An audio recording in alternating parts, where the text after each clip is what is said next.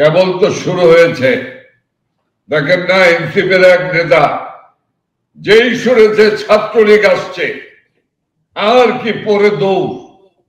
কেবল তো শুরু হয়েছে আতঙ্ক। রাস্তার রিক্সাওয়ালারা প্রতিরোধ করছে। কাজে প্রতিরোধ যখন শুরু হয় তখন পালাবার গলি খুঁজে পাওয়া যায় না, অলিগলিও মনে হয় অন্ধকার।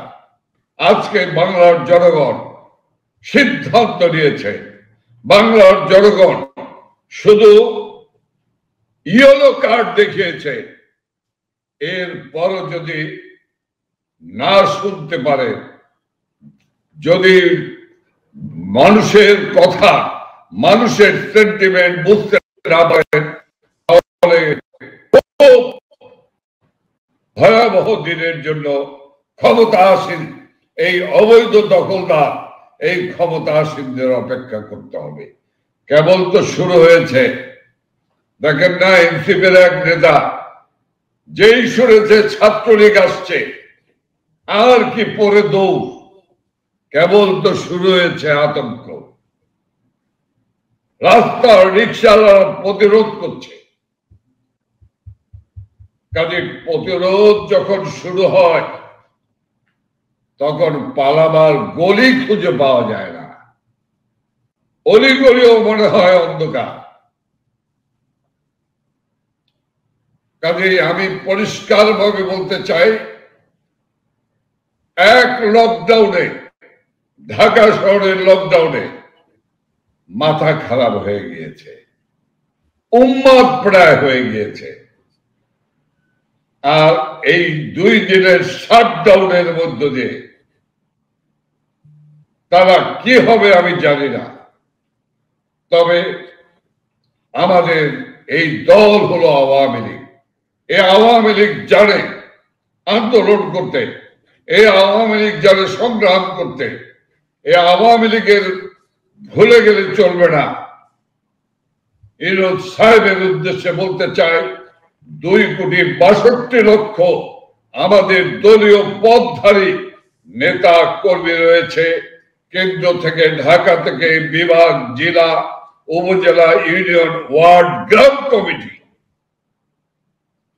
আমরা যদি মাননীয় নেত্রী শেখ হাসিনা যদি বলে ঢাকায় আসো, 2.5 কোটি মানুষ নয়, 1 কোটি মানুষ যদি ঢোকে ঢাকা, কোথায় যাবেন আপনারা? সময়ের অপেক্ষা করুন। আমি দেশবাসীকে বলতে চাই, আমরা আপনাদের প্রিয় দল হিসেবে আমরা আপনাদের বুকের ভিতরের কষ্ট আমরা বুঝি। আজকে কি আত্মহারা হয়েছে, কি খুশি হয়েছে মানুষ। সুলতানুর রহমান কত মেসেজ যে দিয়েছে কনগ্রাচুলেশন জানিয়ে। সেটি সরকারি আইন শৃঙ্খলা রক্ষাকারী বাহিনীর লোকেরা, প্রশাসনের লোকেরা, সাধারণ মানুষেরা। কাজেই তাদেরকে দিয়ে তাদের কষ্ট আমরা বুঝি, সেই কষ্টকে অনুধাবন করে আমরা মৃত্যুকে আলিঙ্গন করতে চাই।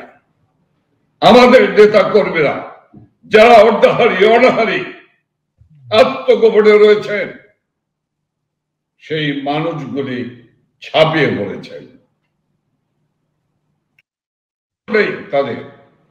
তাদের নেতা হলো শেখ হাসিনা। তাদের নেতা হলো শেখ হাসিনাকে দেশে সসম্মানে বীরের বেশে ফিরিয়ে আনতে হবে। এই একটি শপথ। আরেকটি শপথ হলো এই ফ্যাসিস্ট ইউনূস সরকারের কবর রচনা করা। আপনি বলছিলেন যে লকডাউন একটি ইয়েলো কার্ড আপনারা মাত্র দেখিয়েছেন, তো রেড কার্ড কবে দেখাবেন? ইনশাআল্লাহ অপেক্ষা করুন।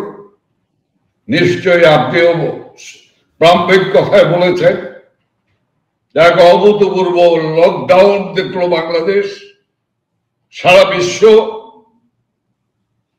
নিশ্চয়ই আমি বিশ্বাস করি যে বাংলাদেশের মানুষ এই ইয়েলো কার্ড দেখানোর মধ্য দিয়ে তারা রেড কার্ড দেখানোর সময়ের অপেক্ষায় আছে।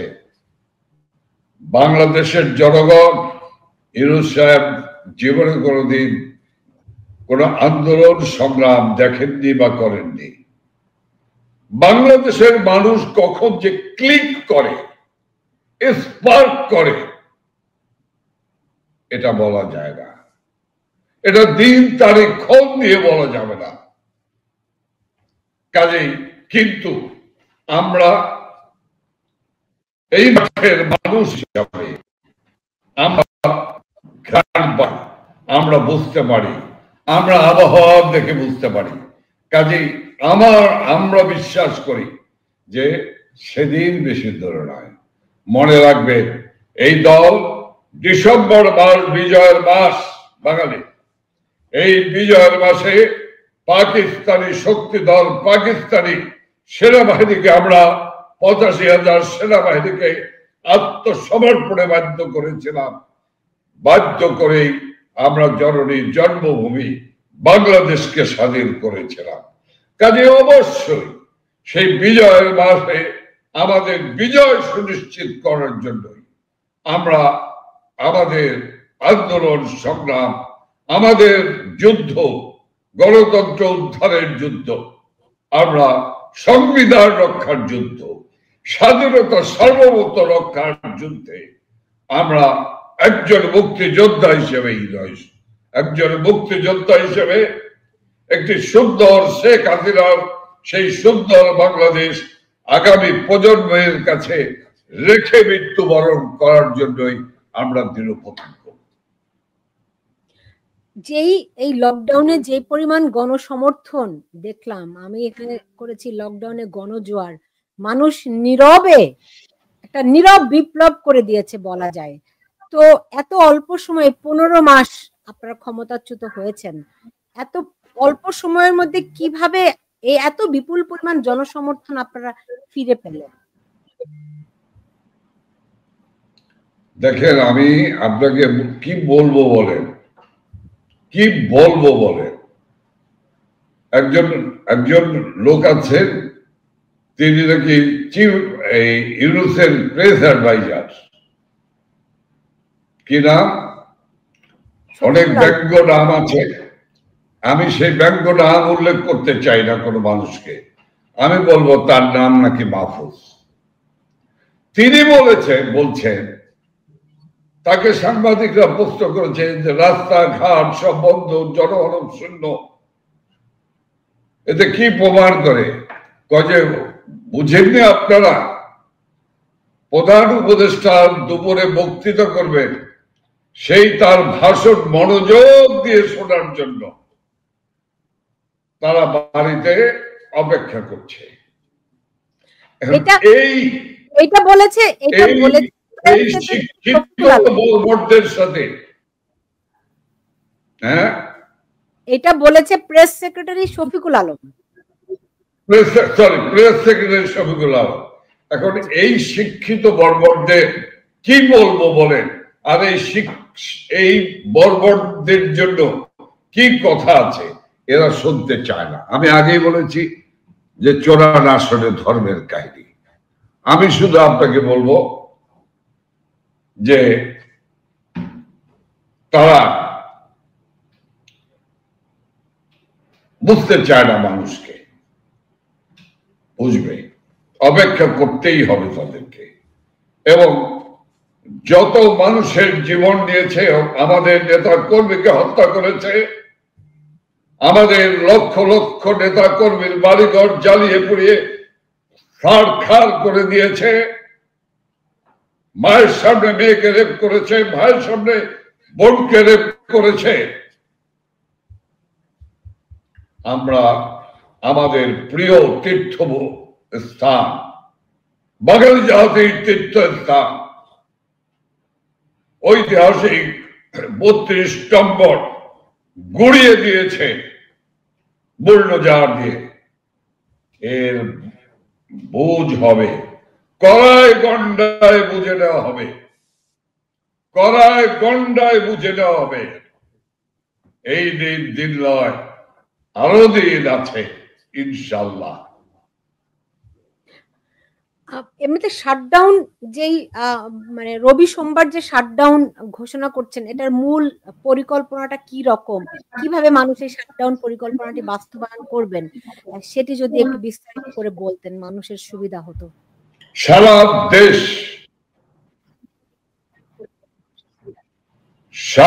দেশ বন্ধ থাকবে। তবে আমি আপনাকে পেয়ে আজকেই প্রথম, আজকে বিকেলে মাননীয় নেত্রী প্রধানমন্ত্রী। নানক ভাই, আপনার সংযোগটি বিচ্ছিন্ন হয়ে গেছে। জি জি জি, হ্যাঁ ফিরে এসেছে, বলুন। যে কর্মসূচি ঘোষণা করেছেন, সেই কর্মসূচিকে সামনে রেখেই আমরা এগিয়ে যাচ্ছি। আমরা অনেক কিছু আছে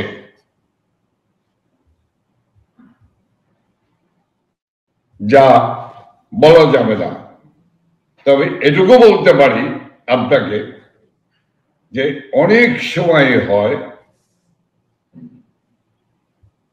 যে আমাদের অনেক সময় এমন হয় যে কর্মীরা, সাধারণ কর্মীরা এগিয়ে যায়। কাজে সাধারণ কর্মীরা কিন্তু নেমে পড়েছে, ঝাঁপিয়ে পড়েছে এই জনতার উর্মিমালা। এটাও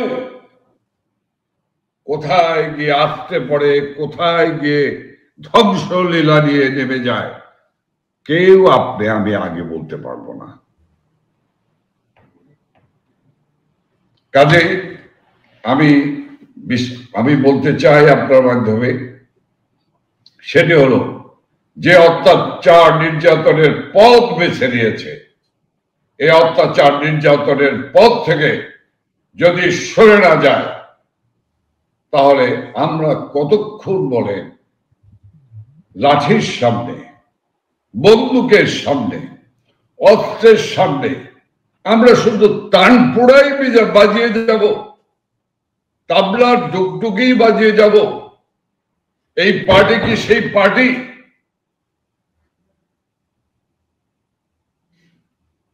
14 মাস